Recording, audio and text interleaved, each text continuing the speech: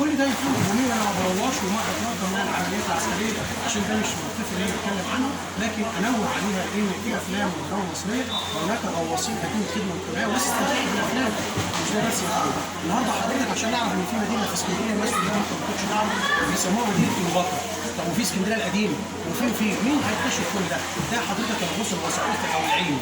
طب النهارده الاحياء البحريه يا فندم، عندي احياء بحريه الناس كلها ممكن تقرا عنها على جوجل او تقرا عنها في افضل بطريقه، بس مين وصل هذه المعلومات للابواب العلميه؟ الغواص سجل عن طريق حاجه اسمها قنوات جوجل او قنوات اندر ووتر كلها، وانا واحد من الناس انا مصور حاجات عايز اقول لحضرتك. يعني انا ما شفناش قبل كده، يعني شفت نوع من انواع السكوربو انا مصور المورينا ده تقريبا السمك العادي احد المدن. المهم حضرتك يبقى احنا الجزء ده الخدمات اللي بقولها دي كلها هنوصل للمهم والعمل المهم جدا اللي سيادتك بدات معايا قبل ما ندخل الحلقه وهو انتشار الضحايا. سيادتك النهارده الام المصريه او الاب المصري اللي هو طول حياته بيشتغل عشان يفتح وابنه ده مات بقى في عمر صغير او عمر متوسط او بعد كده، انت عارف سيادتك بتبقى عنده فرحه لما الغواص ابني او زميلي او اخويا اللي بيطلعه والام تاخد ابنها. انا بعتبرها الفرحه الممزوجه بحزن. النهارده هي زعلانه ابنها فقدته في البحر، لكن الغريب يقعد يا فندم.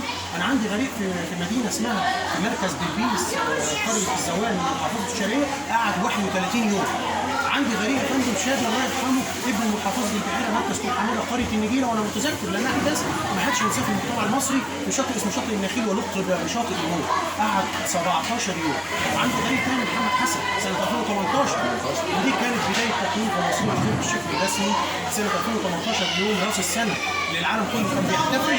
محمد حسن طلعناه من بين السلطان اللي هي حضراتكم اشرح لهم صلاحين دي حضرتك بتتواجد خلال الموانئ او الشواطئ حاجات كده لعدم تاكل الامواج للشواطئ. دي حضرتك الناس بتقول عليها سولفار عشان مش الصديق، وناس بتقول عليها شوابيش، وناس بتقول عليها بلوكات وات ايفر او الدوالس.